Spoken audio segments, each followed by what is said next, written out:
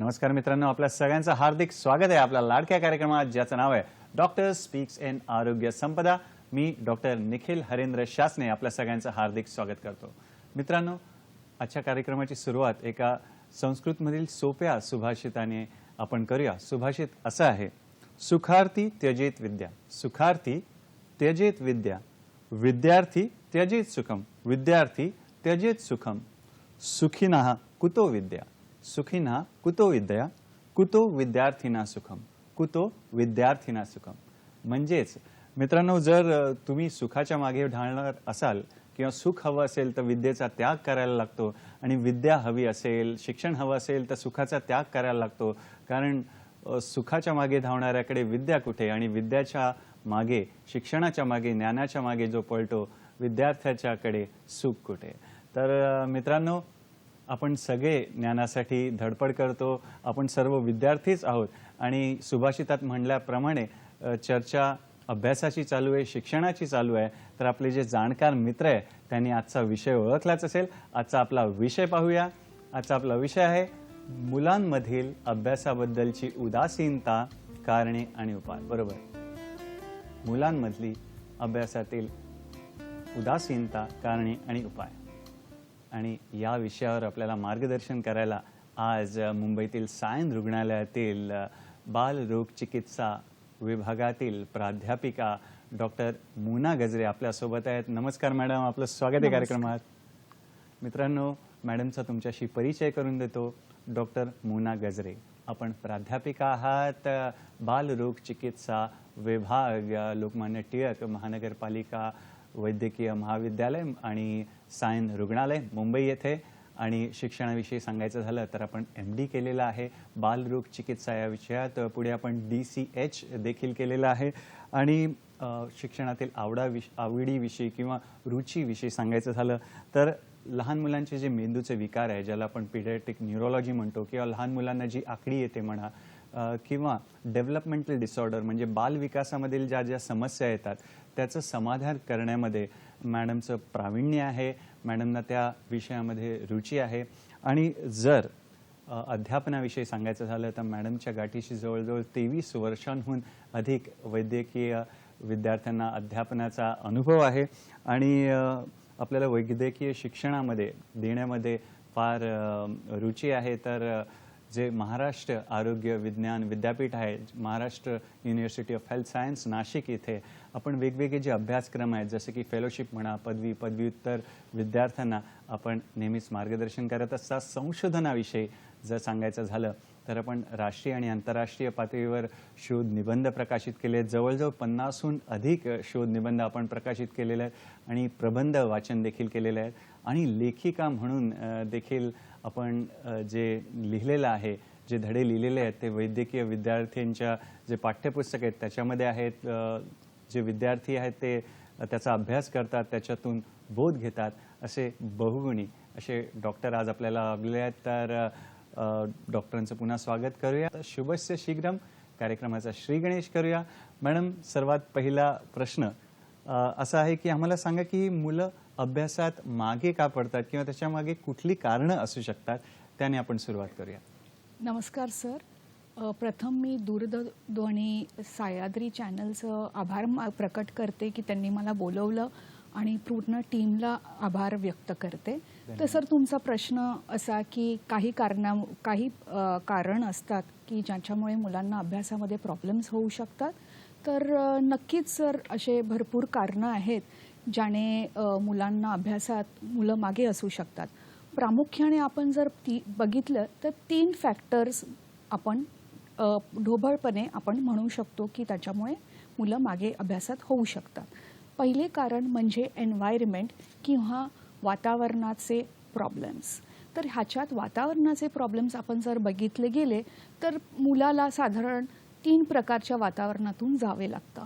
पहिलं आहे शाळेतील वातावरण, दुसरं घरातील, आणि तिसरं त्याचे इंटरॅक्शन त्याच्या इतर सवंगड्यांबरोबर किंवा त्याच्या इतर मित्रांबरोबर कसं असतं शाळेत किंवा बाहेरसुद्धा, ह्याच्यावरती पण ह्याच्यामुळे सुद्धा अभ्यासावरती फरक किंवा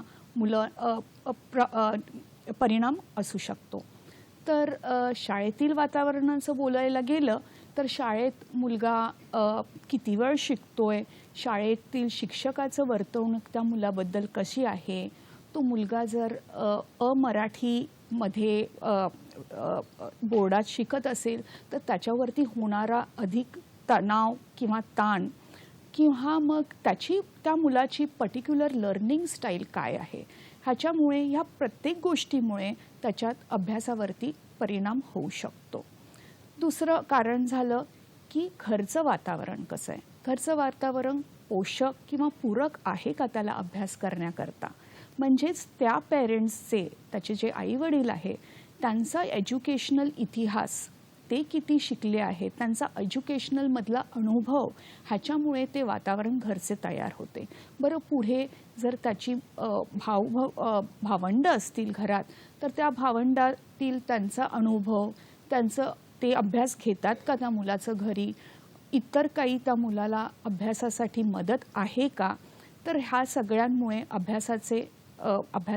अभ्यासावर मुलांचा परिणाम होऊ शकतो. आणि तिसरं कारण म्हटलं तर मुलाचं इमोशनल स्टेट काय आहे, त्याची मेंटल स्टेट काय आहे, त्याचे इंटरॅक्शन इतर मुलांबरोबर शाळेमध्ये काय आहे, ह्याचा परिणाम अभ्यासावरती नक्कीच होऊ शकतो.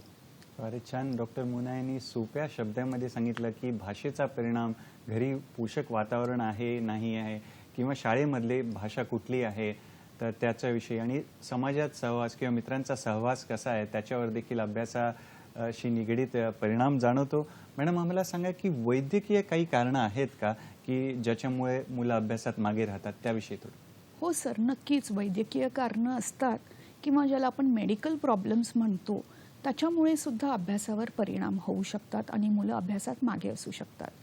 तर जनरली स्पीकिंग आपण म्हटलं तर मुलांमध्ये सपोजिंग कुठले क्रॉनिक मेडिकल प्रॉब्लेम्स असतील, किंवा समजा दमा, ज्याला आपण म्हणू शकतो दमा, रेस्पिरेटरी प्रॉब्लेम्समध्ये दमा, किंवा ब्लड प्रॉब्लेम्समध्ये थॅलेसिमिया, जेणेकरून मुलाला सतत हॉस्पिटलला किंवा रुग्णालयात जावे लागते उपचाराकरता.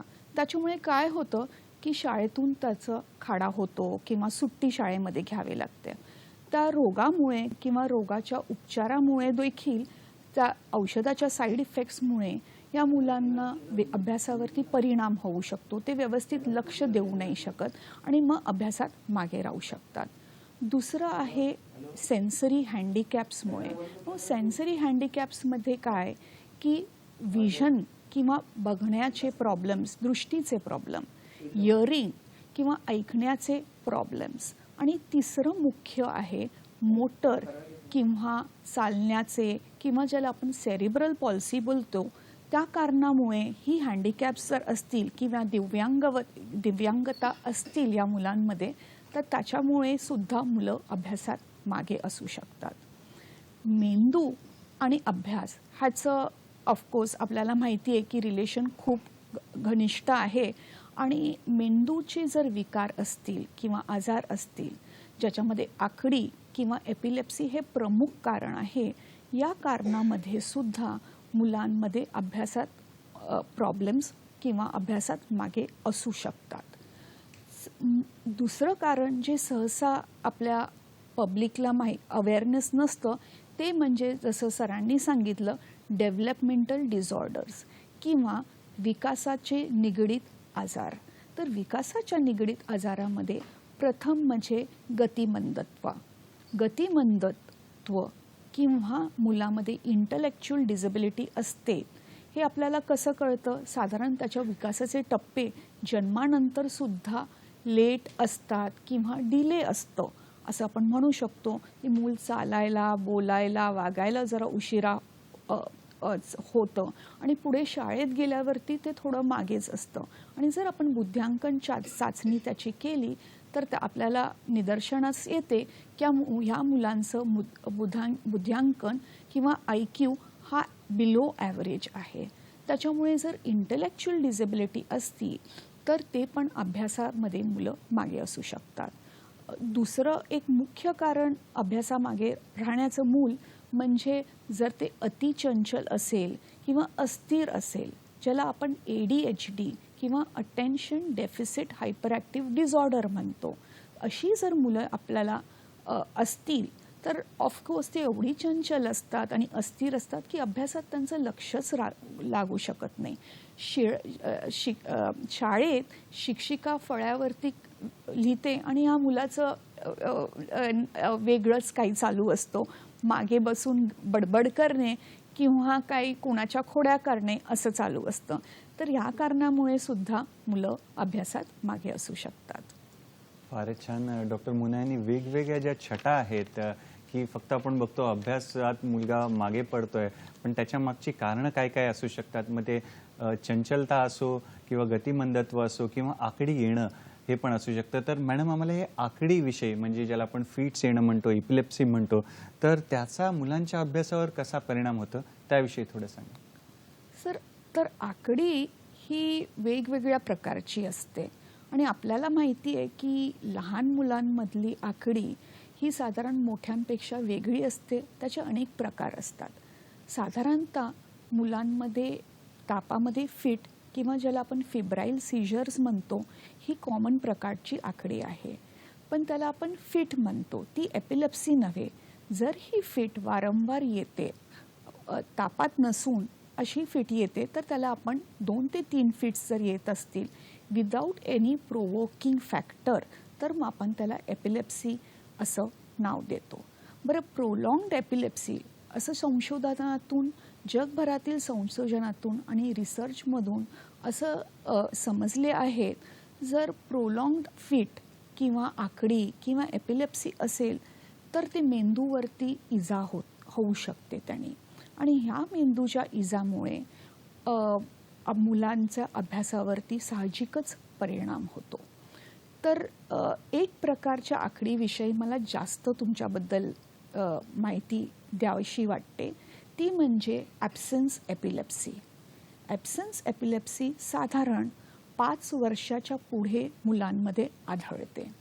तर ही अशी विशिष्ट प्रकारची फिट आहे की त्याच्यामुळे मूल ते अचानक जे काम करतंय किंवा शाळेत जर अभ्यास करतंय तर अचानक 2 ते 3 सेकंडसाठी स्तब्ध होतो आणि मग नंतर पुढे काम त्याचं कंटिन्यू करतो.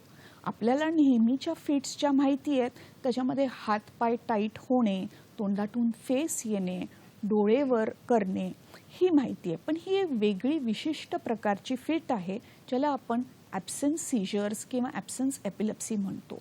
तर ह्याचा आणि अभ्यासाचा भरपूर निगडित संबंध आहे. तर काय होतं, जसं मी अगोदर म्हटलं की मुलं अचानक 2-3 सेकंडसाठी स्तब्ध होतात. तर ते अभ्यास करताना किंवा शाळेत असतील आणि हे मल्टिपल वेळा किंवा भरपूर वेळा दिवसातून 10-15 कधीकधी 50-100 वेळा सुद्धा होऊ शकते. हे 2-3 मिनिटं स्तब्ध होतात आणि नंतर जर ते मूल लिहित असेल, वह्या मध्ये लिहित असेल तर ते लिहायचं 2-3 सेकंडसाठी थांबतो आणि नंतर मग पुन्हा चालू करतो. त्याच्यामुळे काय होतं की जो शब्द बाईने लिहिला फळ्यावरती लिहिला असेल ते तो शब्द कॉपी नाही करत आणि मध्ये मध्ये ते गॅप्स राहतात त्याच्या कॉपिंगमध्ये. तर ही प्रकारची फिट अशी आहे किंवा ही प्रकारची एपिलेप्सी अशी आहे की कधीकधी पालकाच्या निदर्शनात सुद्धा येत नाही किंवा शिक्षकाच्या निदर्शनात सुद्धा येत नाही आणि त्या स्वतः ते लहान मुलाला पण सांगता येत नाही आपल्याला काय होतं. तर माझ्या ओळखीत अशा काही केसेस आलेल्या आहेत ज्या अचानक त्या मुलाच्या अभ्यासात मूल मागे होत चाललं, हुशार मुलं होती ही, आणि अचानक त्यांच्या अभ्यासात ते मागे होत गेले. आणि जेव्हा आम्ही त्यांना तपासलं तर एक विशिष्ट प्रकारची आपण त्याला बेडसाईड टेस्ट करतो. तर त्या बेडसाईड टेस्टमध्ये असं जाणवलं गेलं की या मुलाला बहुतेक ॲब्सेन्स एपिलेप्सीचं प्रॉब्लेम असू शकतो. आणि मग त्या मुलाला आम्ही ट्रीटमेंट दिली. त्या ट्रीटमेंटली ते बाळ, त्या उपचाराने ती मुलं कंट्रोलमध्ये आली आणि पुढे जेव्हा त्यांना आम्ही फॉलोअप केलं साधारण 3-6 महिन्यानंतर, तेव्हा त्याचा जो अभ्यासक्रम त्याचा मागे गेलेला तो पुन्हा पूर्वीसारखा व्यवस्थित झाला. तर अशा प्रकारची फिट्स आपल्याला आणि एपिलेप्सी ह्याच्यावरती जर आपण व्यवस्थित त्या मुलावरती जर योग्य रीतीने पाहिले आणि जर उपचार केले तर ते पुढचा त्याची प्रोग्रेस पण टळू शकते आणि जे त्याचं अभ्यासच्या मागे तो गेला असतो मुलगा तो पुन्हा व्यवस्थित त्या पाथवरती किंवा त्या पदावरती येऊ शकतो. फारच छान. डॉक्टर मोना यांनी सोप्या शब्दात सांगितलं की फिट्स आणि इपिलेप्सी म्हणजे एकच शब्द नाही, पुन्हा पुन्हा जेव्हा फिट्स येतात तेव्हा आपण त्याला इपिलेप्सी म्हणतो. आणि दुसरा महत्त्वाचा जो मुद्दा मॅडमने सांगितला ॲब्सेन्स इपिलेप्सी विषयी की मध्येच मुलं अभ्यास करताना चालू असताना बाई शिकवत असताना स्तब्ध होतात 2-3 सेकंद. म्हणजे सूर्यप्रकाश आहे आणि मधून समजा ढग असा गेला आणि पुन्हा सूर्यप्रकाश येतो, तशा टाईपमध्ये 2-3 सेकंद बाईंनी काय शिकवलं ते त्यांना कळत नाही आणि नंतर म्हणजे रिकाम्या जागा भरा सारखं थोडासा अवस्था होऊन जाते. तर मॅडमकडून अजून जाणून घेऊया. मॅडम, पुढचा प्रश्न असा विचारायचा आहे की एकाग्रता भंग झाल्यामुळे किंवा कमी झाल्यामुळे अभ्यासावर कसा परिणाम होतो त्याविषयी कृपया आम्हाला सांगा. सर, हे एकदम उत्तम प्रश्न आहे. आणि जसं मी अगोदर म्हटलं की डेव्हलपमेंटल डिसऑर्डर्स किंवा मुलांच्या विकासाच्या ज्या समस्या असतात त्या जनरली बालरोग तज्ज्ञ हे हँडल करतात. पण आता सध्या बाल चिकित्सा विभागात सुद्धा प्रगती झाल्यामुळे हे वेगळे एक सबस्पेशालिटी आहे ज्याला आपण म्हणतो की विकास तज्ज्ञ सुद्धा असतात. तर ह्याच्यामध्ये आणि एस्पेशली कोविडनंतर अतिचंचलता किंवा अस्थिरता चं मुलांमध्ये प्रमाण भरपूर वाढलेलं आपल्याला दिसतं. मुलांमध्ये का, आपल्या अडल्ट्समध्ये किंवा आपल्या प्रौढांमध्ये पण हे प्रमाण जास्तच दिसतं. बाजूला असं काही म्हणण्यात हरकत मला वाटत नाही. तर ही जी ADHD किंवा attention deficit hyper active disorder म्हणजे काय, तर ही मुलं अस्थिर असतात, चंचल असतात आणि सतत ऑन द गो असतात. म्हणजे ते सतत फिरत असतात. वर्गात जर बाई आल्या तर ते मूल पूर्ण लगेच शिक्षकाकडे जातात आणि म्हणतात की टीचर आज काय काम आहे, मी काय करू. आणि टीचरने बोलायचा अवकाश की लगेच ते मूल त्याचा बाक सोडून इतर कुठे जायला किंवा मदत करायला तयार असते, अगदी तत्परता असतं. हे मुलं इम्पल्सिव्ह देखील असतात. तर इम्पल्सिव्ह म्हणजे काय, तर दुसऱ्याला ते बोलायचा चान्स देत नाही, भरपूर बडबड करतात किंवा जर इतर 2 व्यक्ती संभाषण करत असतील आणि त्याला काहीतरी सांगायचं असेल त्या मुलाला तर ते मध्ये जाऊन त्यांना कट करतात किंवा मध्येच बोलतात. तर आणि जर त्यांना एखादी इच्छा असते की मला हे पाहिजे तर ते आत्ताच्या आत्ता हवे. त्यांच्यामध्ये इमोशनल रेग्युलेशन किंवा त्याला इमोशन कंट्रोल करायला जमत नाही. तर ते चंचल असतात, अस्थिर असतात आणि इम्पल्सिव्ह असतात. तर अशा मुलांमध्ये आणि काही वेळा ही मुलं एकदम जास्त डिसऑर्गनाइज्ड किंवा त्यांना त्यांच्या वह्या पुस्तका सापडत नाही. शाळेमध्ये सतत पेन्सिल, रबर किंवा पाण्याची बॉटल विसरून येणे हा त्यांचा नियमित कार्यक्रम असतो. तर ही मुलं ऑफकोर्स आता जसं मी तुम्हाला सांगितलं, ही मुलं काय स्वतःहून किंवा मुद्दामून करत नाही हे, पण हा एक प्रकारचा आजार आहे आणि ह्या आजारावरती उपचार देखील आहे आणि उपचार योग्य केले तर ह्या मुलांमध्ये भरपूर फायदा दिसून येतो. तर ही मुलं अशी असतील जी बडबड करतात, त्यांचं लक्ष नसतं, जेव्हा बाई शिकवतात तेव्हा ते नेहमी पाठ्यपुस्तक अर्धवट भजलेली असतात, इनकम्प्लीट होमवर्क असतात आणि ते अभ्यासामध्ये सुद्धा काही प्रमाणात मागे असू शकतात. तर ही जी मुलं अभ्यासात मागे असतात त्यांना कधीकधी चुकीचा ठप्पा लागतो की ह्यांना अध्ययन अक्षमता किंवा लर्निंग डिसेबिलिटी आहे. पण 50% या मुलांमध्ये लर्निंग डिसेबिलिटी नसून ती लर्निंग डिफिकल्टी किंवा अकॅडमिक चॅलेंजेस या मुलांमध्ये असतात. कारण साहजिकच जर मूल जागेवरती बसलं नसेल, जर बाई काय शिकवतात वर्गात त्याच्यावरती लक्ष नसेल, ते वह्या पुस्तकं इनकम्प्लीट करत असेल तर मग ते अभ्यासामध्ये त्याच्यावरती इफेक्ट होणारच.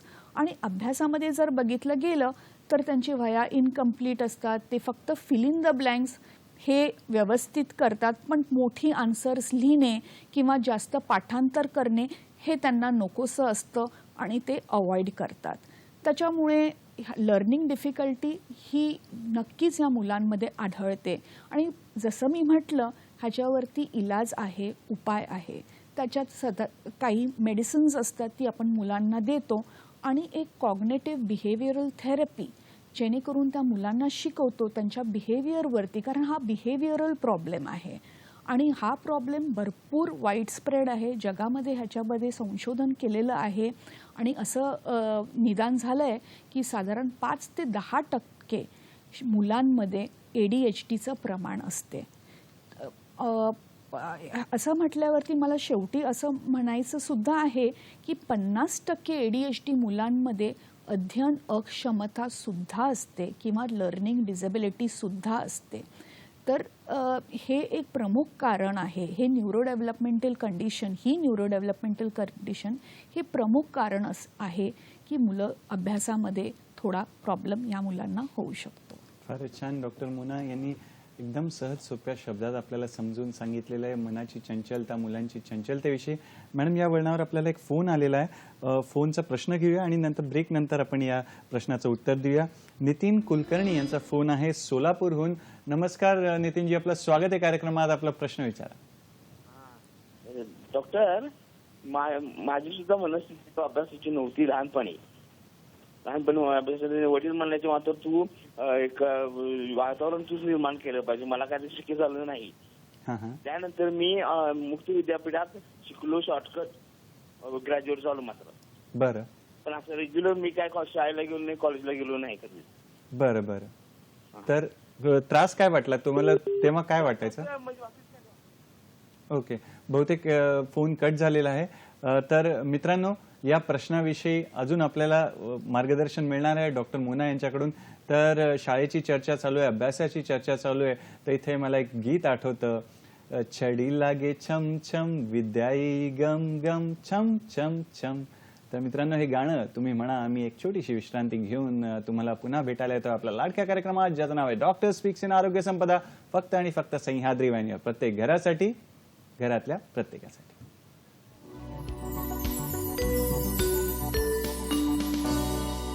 विश्रांतीनंतर पुन्हा एकदा आपलं स्वागत आहे आपल्या लाडक्या कार्यक्रमात, ज्याचं नाव आहे डॉक्टर स्पीक इन आरोग्य संपदा या कार्यक्रमामध्ये. आणि मित्रांनो, आजचा आपला विषय आहे की मुलांचा जो अभ्यासात उदासीनता असतं त्याच्या मागे कारणं काय आहेत, त्याच्यावर उपाय काय आहेत, आणि या विषयावर आपल्याला मार्गदर्शन करायला डॉक्टर मोना गजरे आपल्यासोबत आहेत, ज्या की प्राध्यापिका आहेत बालरोग चिकित्सा विभाग, सायन रुग्णालय, मुंबई येथे. मॅडम, ब्रेकवर जाण्याच्या आधी आपल्याला नितीन कुलकर्णी यांनी सोलापूरहून प्रश्न विचारलेला, त्यांच्या अनुभवाविषयी ते सांगत होता. तर तुम्ही काय सांगणार या प्रश्नाला उत्तर देताना? हो, तर नितीनजी, तुमच्या सांगितल्याबद्दल तुमचं आम्ही थँक्स म्हणतो. तर नितीनजी म्हणत होते की त्यांच्या घरात ते मोठे होत असताना त्यांचं शैक्षणिक अनुभव एवढा चांगला नव्हता, घरातली वातावरण अनुकूल नव्हतं अभ्यासासाठी, पण त्यांनी तरी जिद्द पकडून ओपन युनिव्हर्सिटीमधून ग्रॅज्युएशन केलं. तर तुम्हाला कॉंग्रॅच्युलेशन्स. आणि हे साधारण आम्ही हे अनुभव असतात इतर मुलांचे, कधीकधी लर्निंग डिसेबिलिटीच्या मुलांमध्ये सुद्धा माझे हेच 1-2 एक्सपिरियन्सेस मी नंतर शेअर करणार आहे तुमच्याबरोबर. तर सर, जसं तुम्ही म्हणाला, अध्ययन अक्षमता किंवा लर्निंग डिसेबिलिटी हा जो शब्द आहे त्याच्यामध्ये असं आपल्याला जाणून घेता येतं की लर्निंगमध्ये किंवा अभ्यासात होणारे अडथळे म्हणजेच लर्निंग डिसेबिलिटी. तर हा जे शब्द अडथळे असतात ते वाचण्यामध्ये, लिहिण्यामध्ये किंवा गणित विषयामध्ये असू शकतात. तर ही काय मतिमंदत्व किंवा गतिमंदत्व नव्हे. इनफॅक्ट या मुलांचे जर IQ किंवा बुद्ध्यांक काढले तर अबाव ॲव्हरेज किंवा ॲव्हरेज असते. आणि हा प्रॉब्लेम असतो एखादा वायरिंग प्रॉब्लेम आपण म्हणू शकतो.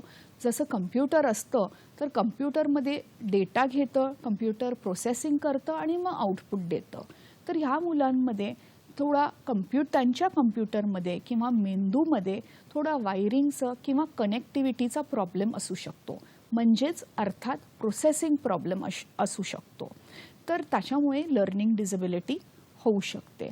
तर लर्निंग डिसेबिलिटी किंवा अध्ययन अक्षमता ही काही नवीन संकल्पना नाही आहेत.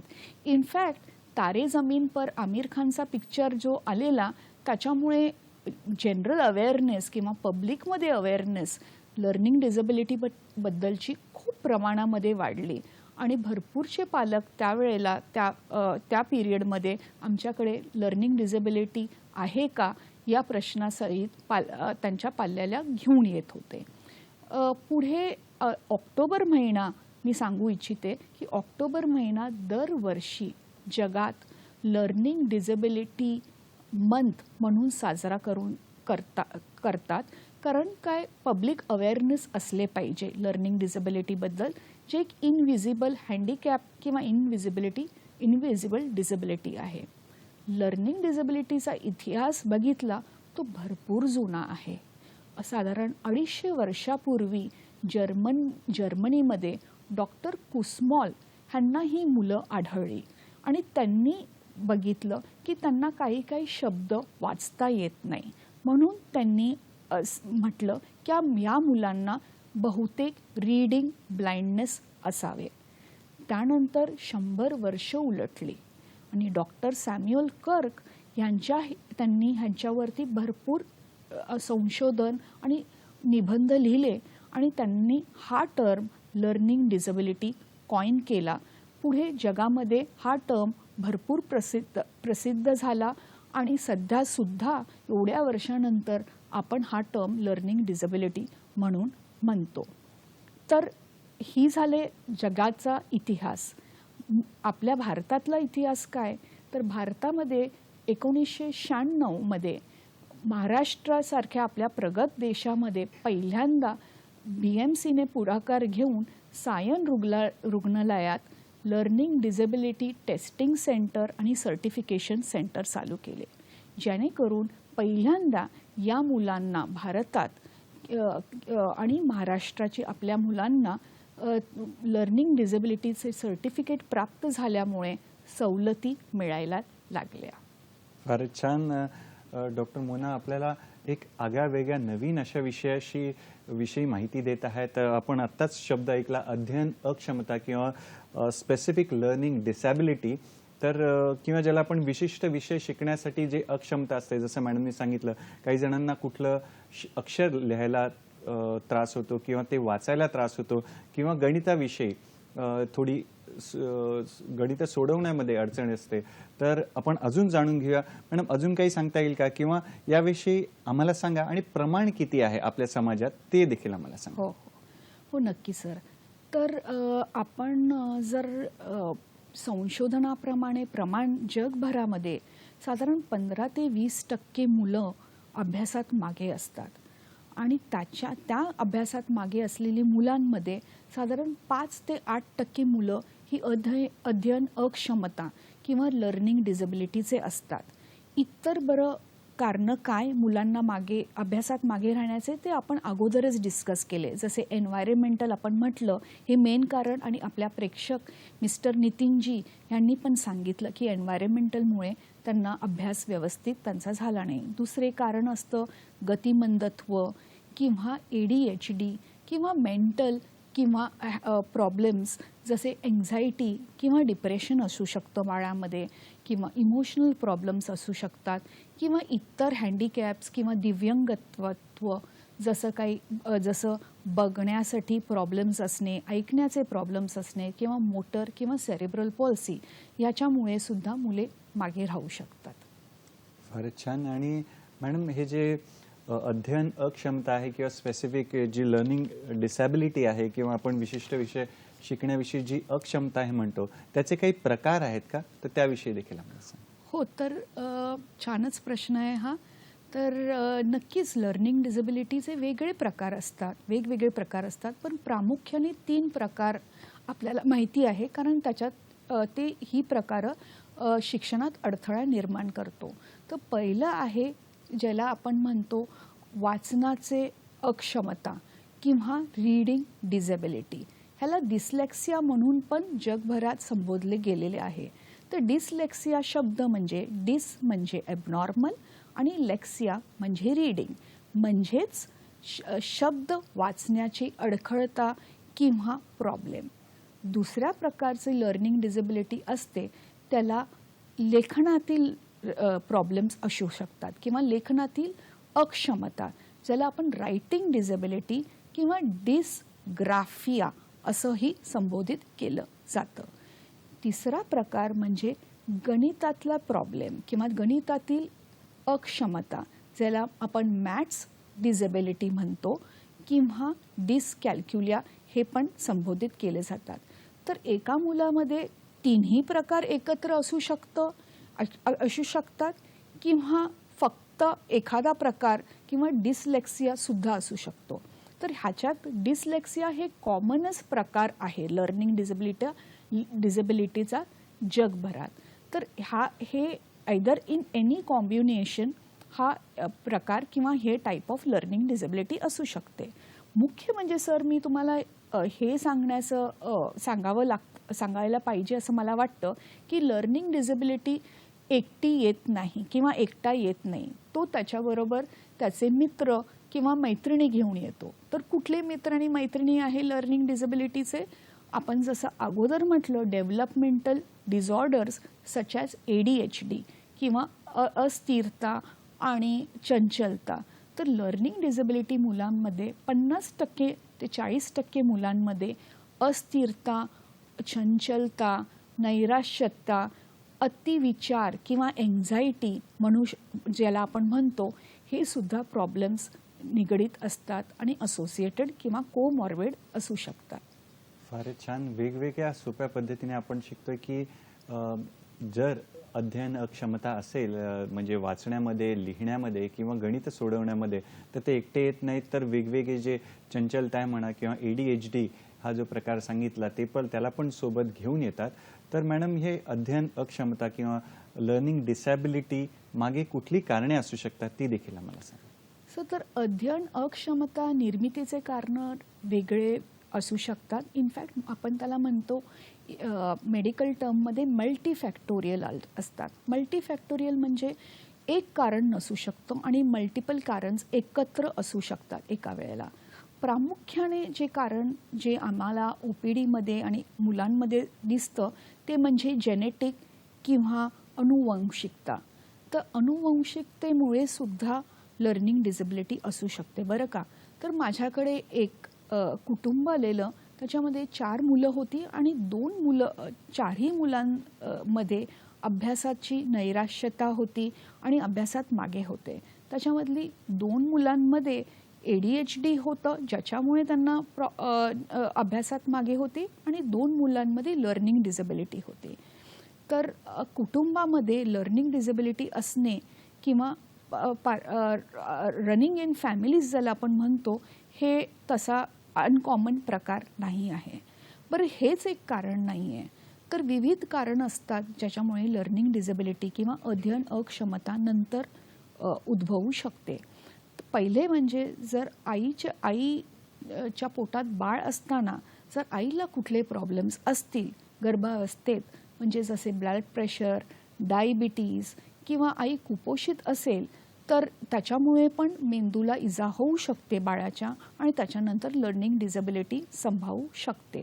दुसरं म्हणजे जेव्हा प्रसूतीच्या वेळेसचे प्रॉब्लेम्स, जर बाळ काही कारणानिमित्त जर रडलं नाही तर त्यालासुद्धा मेंदूला इजा होऊ शकते आणि मग नंतर लर्निंग डिसेबिलिटी संभावू शकते. आणि तिसरं म्हणजे बाळ झाल्यानंतर जर ते बाळाला फिट आली, आकडी आली किंवा काही कारणास्तव इन्फेक्शन झाले ब्रेनमध्ये, तर अभ्यासात ही प्रॉब्लेम निर्माण होऊ शकते.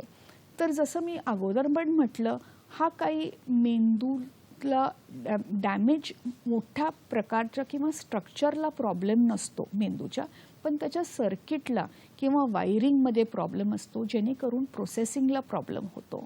तर मेंदूचे साधारण 6 ते 8 सेंटर्स असतात. जेव्हा आपण वाचतो आपल्याला लक्षातही येत नाही की जेव्हा आपण वाचतो ते 7-8 सेंटर्स लाईट अप होऊन जातात.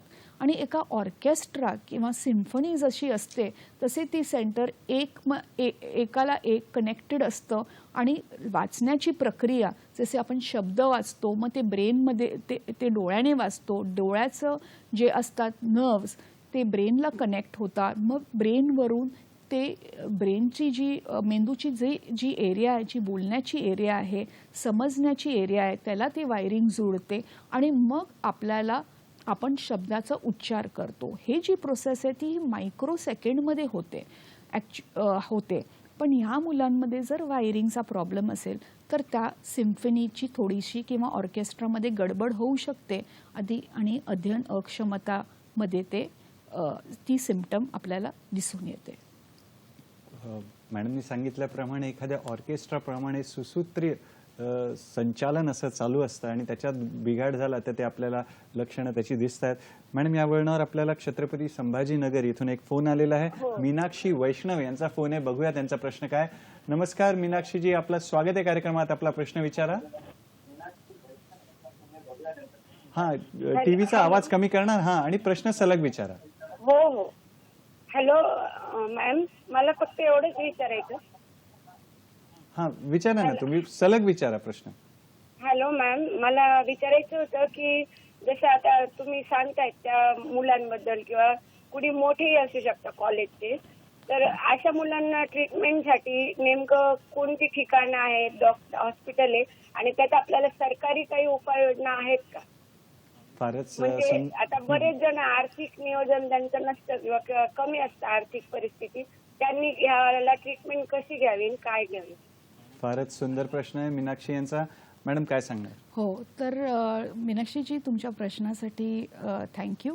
तर खूपच सर तुम्ही जसं म्हटलं एकदम छान प्रश्न आहे. एकदम त्यांनी व्यवस्थित एक टार्गेटला हिट केलं असं म्हणू शकते मी या प्रश्नाने.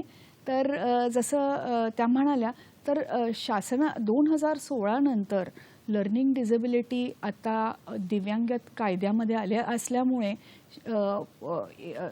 शासनाने सुद्धा हे अगोदर जसं मी म्हटलं महाराष्ट्र शासनाने तर 1996 पासून लर्निंग डिसेबिलिटीचे टेस्टिंग आणि सर्टिफिकेशन चालू केलेले आहे. तर काय असते की सगळ्या सर्वसाधारण रुग्णालयात किंवा शासकीय रुग्णालयात किंवा सिव्हिल हॉस्पिटलमध्ये डॉक्टरांना आता सरकारने मान्यता दिली आहेत की त्यांनी हे टेस्टिंग करावी. त्यांना त्याच्याबद्दल गायडन्स पण दिलेलं आहे आणि त्या किट्ससुद्धा प्रोव्हाइड केलेल्या आहेत टेस्टिंगच्या.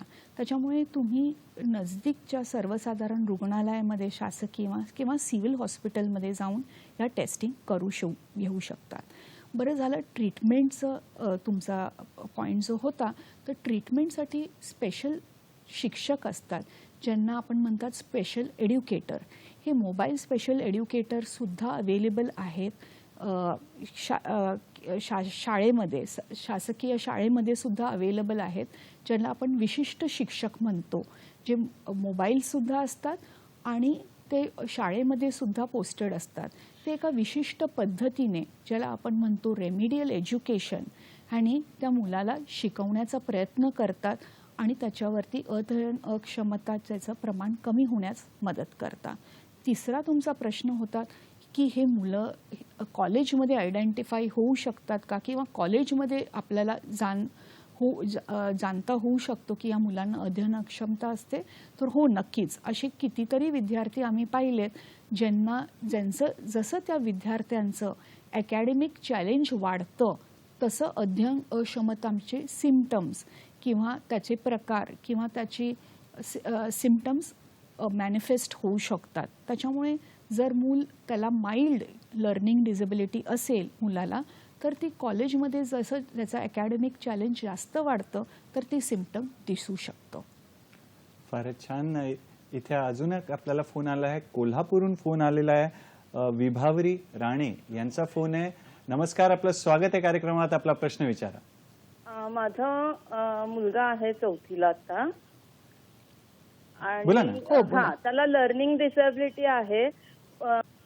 ती वयाच्या कितव्या वर्षापर्यंत राहू शकते का त्याच्यामध्ये आणखीन काही आपल्याला औषधं वगैरे घेतल्यानंतरच तो पूर्ण बरा होणार आहे? फारच छान. चांगला प्रश्न आहे. धन्यवाद आपल्या प्रश्नासाठी. किती वर्षांपर्यंत, किती वयापर्यंत ते राहील त्याच्यासाठी औषधाविषयी विचारणा करतायत? थँक्यू तुमच्या प्रश्नासाठी. तर ताई, असं आहे की लर्निंग डिसेबिलिटीचं प्रमाण किती आहे ह्याच्यावरून अवलंबून राहतं की ते किती वर्ष राहतं. साधारण लर्निंग डिसेबिलिटीला काही क्युअर नाही आहे किंवा औषधं नाही आहे. त्याच्या असोसिएटेड किंवा निगडीत जे प्रॉब्लेम्स येतात, जसे आपण अगोदर डिस्कस केले, ADHD, अस्थिरता वगैरे असेल तर त्याच्यावरती मात्र इलाज आहे आणि ट्रीटमेंट आपण करू शकतो. जसं मी अगोदर सांगितलं की लर्निंग डिसेबिलिटीची ट्रीटमेंट किंवा उपाय म्हणजे रेमेडियल एज्युकेशन. त्या मुलाला विशिष्ट पद्धतीने शिकवणे, दुसरे सेन्सरी त्याचे जे स्किल्स आहे ते युटिलाइज करून आपण शिकवतो. जगभरातील संशोधनामधून असे निदानात आलेले आहे, आपण रेमेडियल एज्युकेशन दिले मुलांना तरी त्यांच्यामध्ये जो गॅप राहतो लर्निंगचा तो थोडा ते मूल शिकतं आणि व्यवस्थित स्वावलंबीसुद्धा होतो. पण जो गॅप राहतो त्याच वयाच्या नॉर्मल मुलांमध्ये किंवा ॲव्हरेज मुलांमध्ये तो थोडासा गॅप राहू शकतो. आणि डॉक्टर मुना, मगाशी सांगितल्याप्रमाणे आम्ही ओळखायचं कसं की याला विशिष्ट गोष्ट किंवा शिक्षण घ्यायचं किंवा विशिष्ट विषयात अध्ययनाची अक्षमता आहे किंवा डिसॅबिलिटी आहे, लर्निंग डिसॅबिलिटी, तर लक्षणं कशी ओळखायचं कसं त्याविषयी? तर सर, लर्निंग डिसेबिलिटीचे सिम्पटम्स त्या मुलाच्या वयाप्रमाणे चेंज होऊ शकतात. जसं मूल KG असेल किंवा पहिली दुसरीत असेल तर त्याचे सिम्पटम्स वेगळे असतात. मिडल एज शाळेमध्ये असेल तर वेगळे असतात, कॉलेजमध्ये वेगळे असतात. आणि कुठल्या प्रकारचं अध्ययन अक्षमता आहे त्याच्यावरती पण सिम्पटम्स अवलंबून असतात. तर साधारणपणे ढोबळपणे म्हणायचं झालं तर रीडिंग जर डिसेबिलिटी असेल मुलाला तर ते मूल वाचताना शब्द गाळतं किंवा त्याचं वाचन अडखळत वाचतो तो. त्याच्यामुळे ते लेबोरियस किंवा एकदम त्याचा स्पीड वाचण्याचा कमी असतो. बोलताना सुद्धा जर आपण कमळ हा शब्द बघितला त्याच्यामधलं म अक्षर ते गाळू शकता. म्हणजेच कमळ बोलायच्या ऐवजी कळ असा उच्चार करू शकतात. त्याच्यातच अक्षर ते ॲडसुद्धा करतात. म्हणजे जर सा किंवा सबस्टिट्यूट करतात. जसं साप हा शब्द असेल तर इन्स्टेड ऑफ साप ते सात हा शब्दसुद्धा म्हणतात. मग स्वाभाविकच वाक्य पूर्ण बदलतं. आणि या मुलाला जर आपण विचारलं, बाळा तू काय वाचलं, आता मला ह्याचं सांग, तुला काय समजलं या वाचण्यातून, तर त्याला बोलता येत नाही आणि व्यवस्थित सांगता येत नाही. दुसरं असतं लेखणीतील अक्षमता. तर जसं वाचण्यामध्ये अक्षमता असते आणि हे शब्द ते गाळतात किंवा सबस्टिट्यूट करतात, तसंच लेखनात सुद्धा ते हे शब्द सबस्टिट्यूट करू शकतात.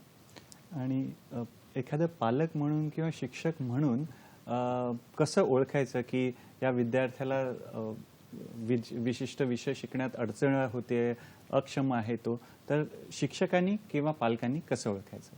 तर जसे सर मी सिम्पटम्स सांगितले तुम्हाला, अध्ययन अक्षमतेचे, रीडिंगचा प्रॉब्लेम असणे, रायटिंगचा प्रॉब्लेम असेल. बरं, मॅथ्समध्ये काय होतं या मुलांचं की ते आपण जर त्यांना सांगितलं 2 + 5 7 किती आहे, तर ते 7 म्हणण्याच्या ऐवजी ते 7 बोटावरती काउंट करतात, ज्याला आपण म्हणतो फिंगर काउंटिंग. पाढेसुद्धा त्यांना व्यवस्थित येत नाही. आणि मोठे जरी झाले म्हणजे साधारण 10-12 वर्षाचे, तरी त्यांना घड्याळ बरोबर बघता येत नाही की वाचता येत नाही ह्यामुळे. तर ही काही सिम्पटम्स असतात त्याच्यामध्ये. तर जसे आपल्याला कळतं की आपला मुलगा अभ्यासात मागे आहे, तर आपण जेव्हा पेरेंट टीचिंग मीटिंग्स होतात तेव्हा मी म्हणेल पालकांना की तुम्ही आवर्जून टीचर्सशी किंवा शिक्षकाशी शाळेची संवाद साधावा आणि तुमच्या पाल्याबद्दल डिस्कस करावं की तो अभ्यासात का नक्की मागे आहे. जसं आपण अगोदर म्हटलं की एन्व्हायरमेंटल फॅक्टर्स आहे, ADHD गतिमंदत्व हा फॅक्टर आहे की हा लर्निंग डिसेबिलिटी आहे. हा साधारण आपण जर आपल्याला कळालं तर ते उत्तम होईल.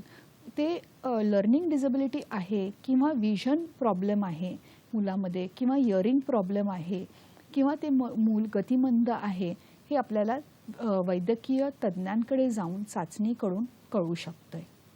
आणि डॉक्टर मोना, आम्हाला सांगा, ह्या ज्या तपासण्या आहेत इन केस, तर प्रश्न एक आलेलाच की कुठे जाऊन आम्ही तपासायचं आहे किंवा त्याच्यासोबत कधी तपासायचं आहे, आणि 2-3 प्रश्न एकत्र मी तुम्हाला विचारतो जेणेकरून आम्हाला जास्तीत जास्त जे ज्ञान आहे तुमच्याकडून घेता येईल. तर कुठे आम्हाला शासनाच्या कुठल्या सवलती त्या विद्यार्थ्यांसाठी आहेत ते देखील सांगा.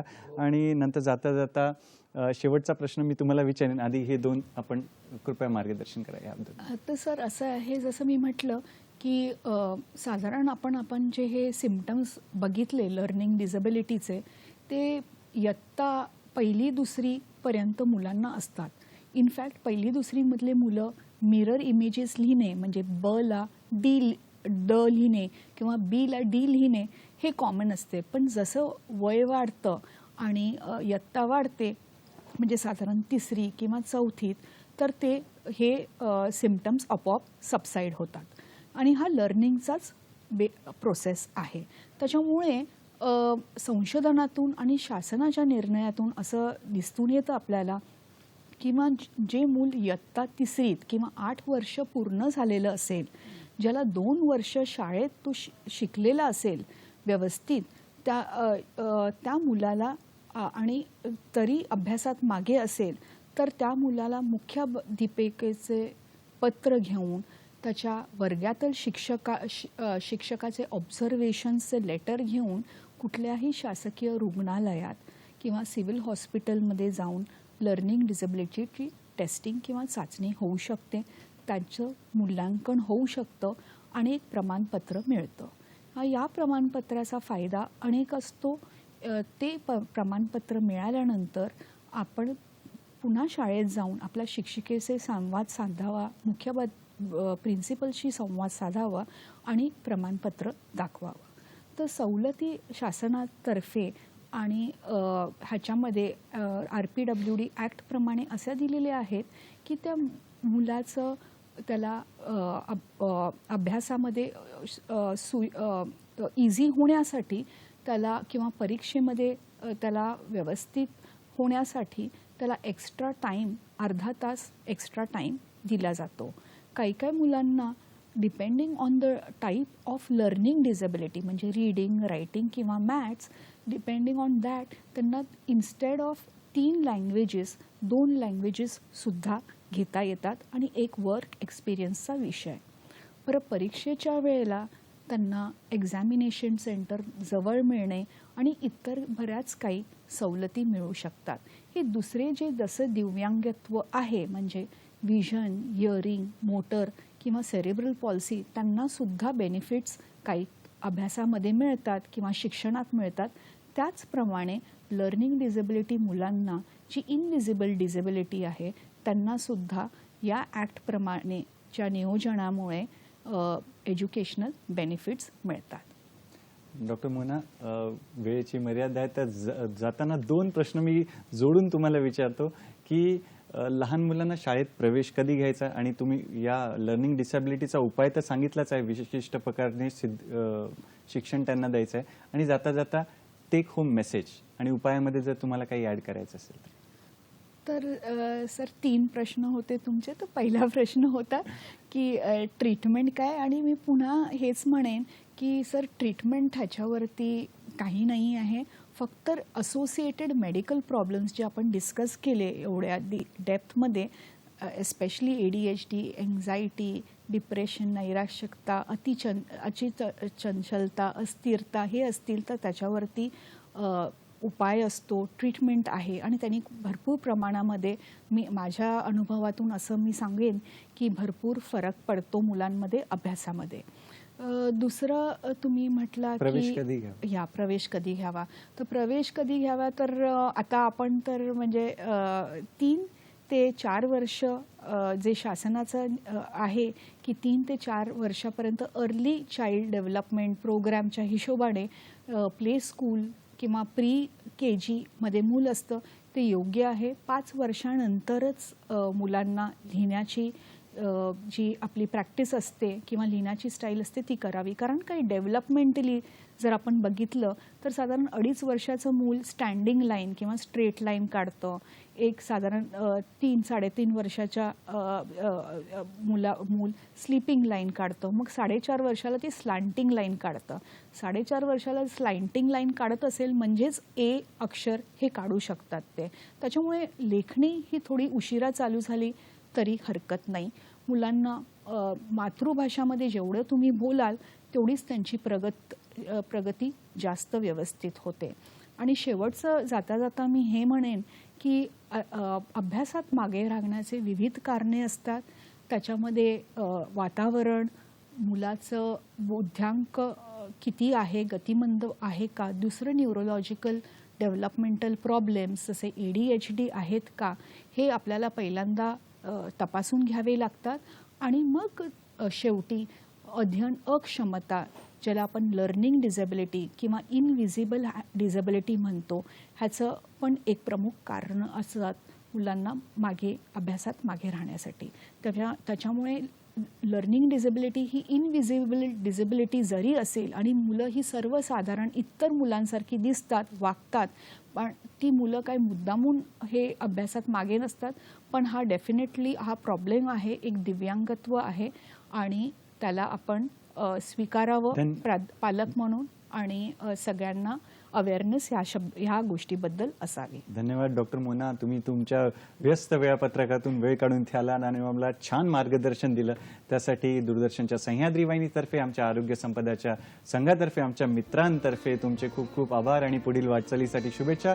मित्रांनो, वेळेला मर्यादा आहे पण आमच्या प्रेमाला मर्यादा नाही. त्यामुळे पुढील भागामध्ये एक नवीन विषय घेऊन तुमच्या भेटीला येणार आहोत आपल्या लाडक्या कार्यक्रमात, ज्याचं नाव आहे डॉक्टर स्पीक्स इन आरोग्य संपदा, फक्त आणि फक्त सह्याद्री वाहिनीवर, प्रत्येक घरासाठी, घरातल्या प्रत्येकासाठी. धन्यवाद, नमस्कार.